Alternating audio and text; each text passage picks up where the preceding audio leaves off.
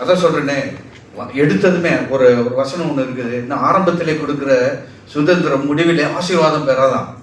வந்ததுமே நம்மளுக்கு எல்லாமே கிடைச்சிருச்சுன்னு வச்சுக்கோங்களேன். இன்னைக்கு பிரதர் நம்ம கூட வந்துருக்க மாட்டார்.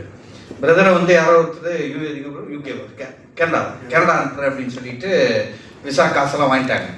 வாங்கிட்டு வேற ஒரு சகோதரன் மூலியமாக தான் இவருக்கு தெரிஞ்சது நமக்கு இந்த மாதிரி பிரதர் இருக்காங்கன்ட்டு, அல்நாதா பகுதியில் இருக்காருன்ட்டு. பிரதர் அந்த டைமில் ஒரு சிம்மு கூட இல்லை, கிடையாது. ஒன்லி வாய்ஸ் மெசேஜ் மட்டும்தான். பிரதர் நாங்கள் இங்கே இருக்கிறோம், எப்படி வருதுன்னு தெரியாது, என்ன பண்ணுறதுன்னு தெரியாது. அப்போ நான் மனசு, ஆண்டவரே அதுக்கு தானே ஆண்டவர் நீங்கள் எங்களை கொடுத்துருக்கீங்க அவர் வழி நடத்துறதுக்கு அப்படின்னு சொல்லி இமீடியட்டாக அவர் வண்டி கொடுத்து இமீடியட்டாக எங்கள் கேம்புக்கு ஷிஃப்ட் பண்ணி அவருக்கு இமீடியட்டாக என்ன முடியுமோ, அதாவது நம்மளுக்கு வந்து மினிஸ்ட்ரி பார்த்தோம்னா அடோனை சர்ச்சில் இருந்தாலும் புரோக்கன் நாட் ஹீலர்ஸ்ன்ட்டு ஒரு குழு போயிட்டே இருக்குது நம்மளுக்கு. புரோக்கன் நாட் ஹீலர்ஸ்னால் யாரெல்லாம் இருதயம் நொறுங்குன்றவர்களுக்கு வார்த்தையை சொல்லி காயங்கள் கட்டுறது இல்லையா. இப்போ இவர் கூட சுனில்னு ஒரு சகோதரனும் வந்திருந்தாங்க. அவங்களுக்கு தற்சமயத்துக்கு எங்களால் முடிஞ்சது வேலையை கொடுத்தோம்.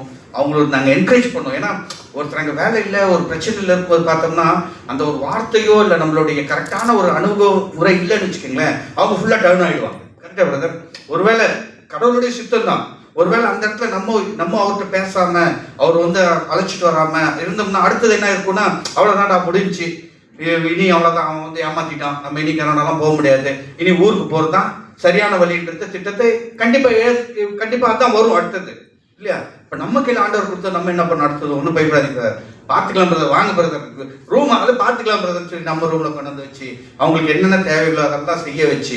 எனக்கு சொல்லியிருந்த சகோதரர் ஊருக்கே போயிட்டாரு.